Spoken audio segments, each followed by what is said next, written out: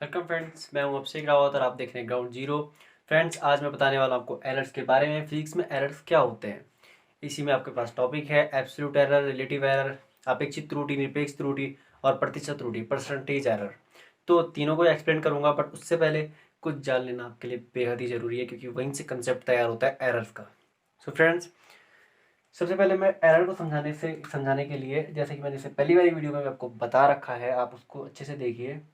तो उसमें मैं बताता हूँ, उसमें मैंने हल्का बता रखा है कि मान लिया मैंने कोई एक डिस्टेंस ली, ये डिस्टेंस ली मैंने ए बी, ठीक है। इस डिस्टेंस को अगर मैं स्केल से मापता हूँ तो आपको पता ही है स्केल में क्या होता है कि यहाँ तक, जैसे मैंने मान लिया 1 2 ये 7 तक आ रहा है, ठीक है। बट 7 की फ्रेंड्स आपको क्लियरली अगर दिख रहा होगा, तो ये जो इस तरीके से बना रखा है मैंने, ये और तो ये पूरा यहाँ तक हो गया 7 तक, ठीक है। यहाँ तक तो हो गया 7, ये 7.1 हो गया, ये 2 हो गया और ये साइड 3 आ गया, ठीक है। और इसके बीच में जो ये वैल्यू है, यहाँ पे लाई कर रही है हमारी लाइन ए और बी।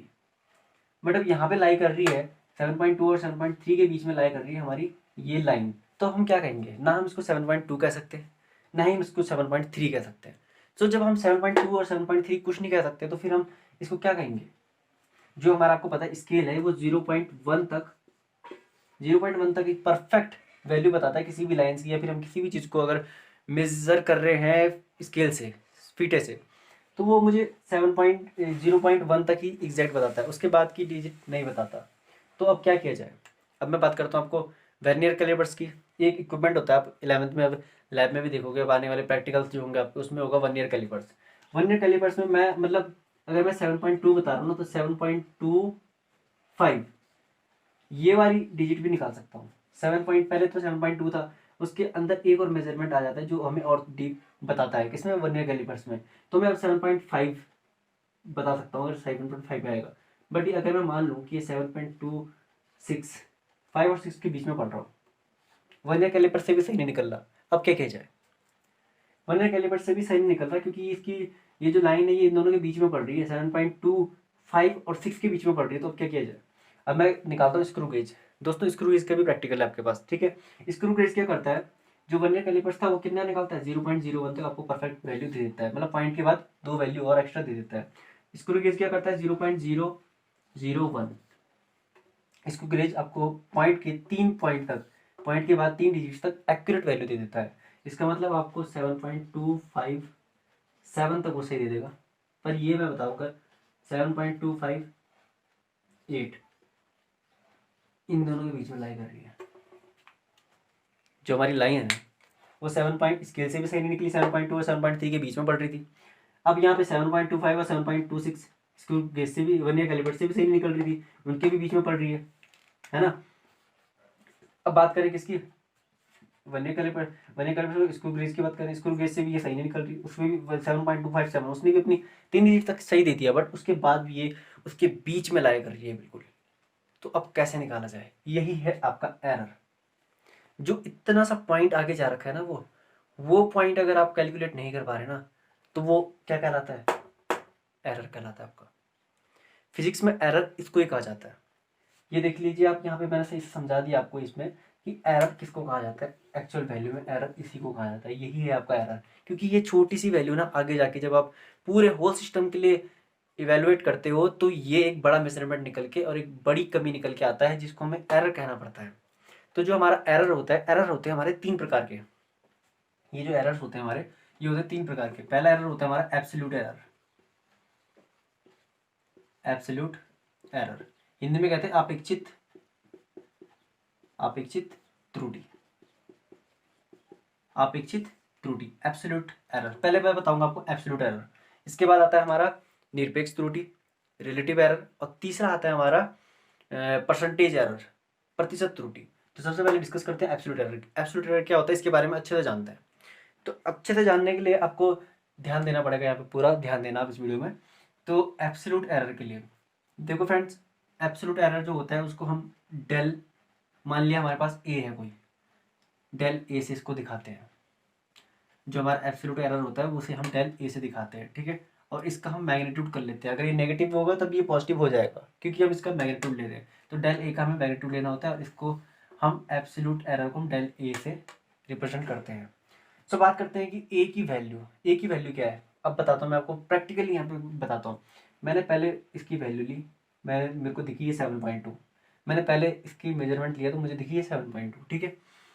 तो मेरा A1 आ गया, ठीक है। मुझे अगर किसी भी चीज़ का यार अगर आपको निकालना होता है ना कोई एक्चुअल वैल्यू, तो आप क्या लेते हो, उसका एवरेज लेते हो, है कि नहीं है। अगर मैं कहूँगा यहाँ से मैं 10 किलोमीटर गया, अब मैं कहूँगा नहीं नहीं शायद 12 किलोमीटर था वो, तो मैं क्या कहूँगा, ना 10 कहूँगा ना 12 कहूँगा, 10 और 12 का एवरेज ले लूँगा। 10 और 12 का एवरेज क्या होता है, 10+12/2, है कि नहीं है। तो इस तरह से हम एवरेज निकालते हैं, और जो एवरेज होता है वही क्या होती है, एक एक्चुअल वैल्यू निकल के आती है। तो यहाँ पे भी हमें क्या करना पड़ेगा, एक्चुअल वैल्यू के लिए हमें क्या करना पड़ेगा, यहाँ पे भी एवरेज निकालना पड़ेगा। एवरेज मीन्स मीन निकालना पड़ेगा, है कि नहीं है। मीन आपने निकाला होगा 10th में भी, तो मीन निकालना पड़ेगा। तो A1 ये पहली वैल्यू आ गई इसकी 7.2 मान लिया मैंने। पहले इसका मेजरमेंट करा 7.2 आई, फिर मैंने इसका मेजरमेंट करा फिर 7.3 आई, तो मैंने A2 ले लिया। फिर मैंने मेजरमेंट करा तो A3, इस तरीके से मैंने n बार करा तो A1 n आ गया। an इसकी लास्ट वैल्यू आ गई, जो मैंने मेजरमेंट nv बार जो मैंने करा, तो अपन में आ जाएगा मेरा n अपन मैन। इस तरह से हम मीन निकालते थे, टोटल वैल्यूज अपन जितनी बार हमने मेजरमेंट करा है अपन एन। तो ये आ गया ए मीन, ए का मीन निकल के आ गया। और ये क्या होगी, हमारी एक्चुअल वैल्यू होगी। ये हमारी क्या होगी, एक्चुअल वैल्यू होगी। तो इसको एक्चुअल वैल्यू को हम निकालते हैं ए बार से। ए मीन को जो हम दिखाते हैं ए बार से। ए बार से दिखाते हैं तो ये क्या होता है हमारा, इसको ये हमारी होती है एक्चुअल वैल्यू मानते हैं हम इसको, ठीक है। क्योंकि एवरेज को हम एक्चुअल वैल्यू मानेंगे, क्योंकि जब मुझे सही से याद नहीं है कि या फिर सही से हमें पता नहीं लग पा रहा कि 10 किलोमीटर चल रहा कि मैं 12 किलोमीटर चला, तो हमें क्या करना पड़ेगा, उसका एवरेज ही हमें एक्चुअल वैल्यू पता लगेगी। क्योंकि अब हम फिर से मेजरमेंट कर नहीं सकते ना उस तरीके से, हम निकाल नहीं सकते क्योंकि वहाँ पे एरर आ रहा है ना। तो हम उसे एवरेज के थ्रू एक्चुअल निकालने की कोशिश करते हैं। तो जो हमारा ये होता है डेल ए मतलब एब्सोल्यूट एरर बराबर होता है हमारा, जो हमारी ए की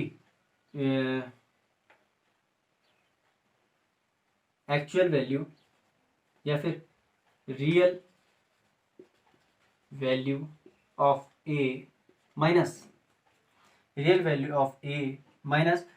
प्रेक्षित वैल्यू मतलब जो हमने कैलकुलेट करी है, ये वाली, ये जिस तरीके से हमने कैलकुलेट करी है उसको भी हम कह सकते हैं, ठीक है। तो उसको हम लेते हैं A1, मान लिया A1, ठीक है। जैसे कि यहाँ पे हमने A1 मान लिया, तो इस तरह से रियल वैल्यू ऑफ मैंने कहा कि जो हमने एवरेज लेते हैं उसी को हम रियल वैल्यू लेते हैं, है कि नहीं है। जब हमें पता ही नहीं है तो हम एक्चुअल वैल्यू किसे लेते हैं, जो एवरेज होता है उसी को रियल वैल्यू लेते हैं। तो रियल वैल्यू ऑफ ए क्या हो जाएगी, ए माइनस A1 जो मेरी सबसे पहले प्रेक्षित वैल्यू जो मैंने सबसे पहले मेजरमेंट करा था वो, तो minus del A.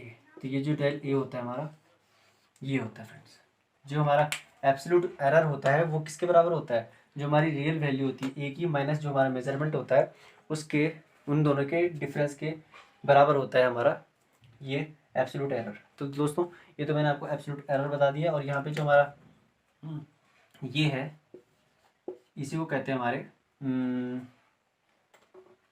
Mean of absolute error,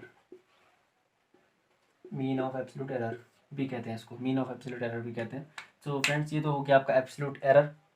friends अब मैं बताने वाला हूँ आपको रिलेटिव एरर के बारे में, निरपेक्ष त्रुटि के बारे में। तो निरपेक्ष त्रुटि के बारे में बताता हूँ। तो जो हमारा एब्सोल्यूट एरर था डेल ए, एब्सोल्यूट एरर था जो हमारे पास डेल ए अभी हमने निकाला था, मैग्नीट्यूड भी लगा सकते हो आप इसका डेल ए। तो ये जो हमारे पास निरपेक्ष अपेक्षित त्रुटि जो हमने से पहले निकाली, अपेक्षित त्रुटि, और जो हमारे पास ए माध्य आया था, ए माध्य मतलब जो हमारे पास एक्चुअल वैल्यू आई थी ए की बाय एवरेज के थ्रू जो हमारे पास ए की एक्चुअल वैल्यू आई थी, या फिर हम कह सकते हैं मीन ऑफ एक्चुअल वैल्यू, है ना। तो उसके जो हमारे पास ये आया था, तो इन दोनों का जो रेशियो होगा वही हमारा क्या होगा, रिलेटिव एरर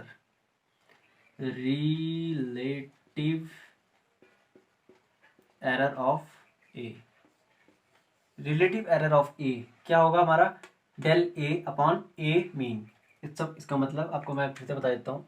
डेल ए मतलब जो हमारे पास अपेक्षित त्रुटि थी वो अपेक्षित त्रुटि का मैग्नीट्यूड, और अपॉन ए माध्य मतलब उसकी एक्चुअल वैल्यू, क्योंकि हमारे पास जो एवरेज है वही हमारी एक्चुअल वैल्यू है। तो उन दोनों का जो रेशियो होता है वो हमारा रिलेटिव एरर कहलाता है। अब मैं बात करता हूँ परसेंटेज एरर की।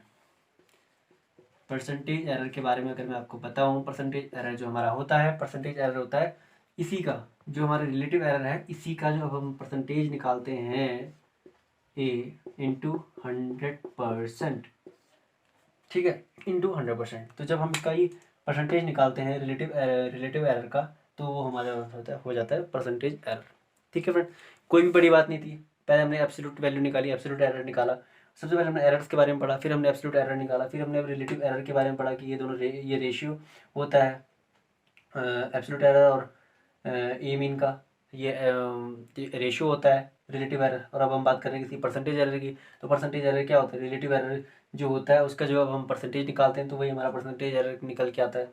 तो फ्रेंड्स ये था पूरा एरर के बारे में, 3 प्रकार के जो हमारे मेनली हमारे एरर्स होते हैं, तो वो ये एरर्स थे। सो फ्रेंड्स 11th के स्टूडेंट्स अपनी मेहनत करो, मेहनत जारी रखो, पढ़ाई करो दोस्तों, और मैं सारे इंपॉर्टेंट नोट्स आपके साथ शेयर करता रहूँगा। तो सब्सक्राइब जरूर कर लीजिए फ्रेंड्स, ताकि आपको और भी वीडियोज ऐसी मिलती रहे और आपका 11th का कोर्स धीरे धीरे ही पूरा होता रहे। थैंक यू सो मच दोस्तों, थैंक यू सो मच।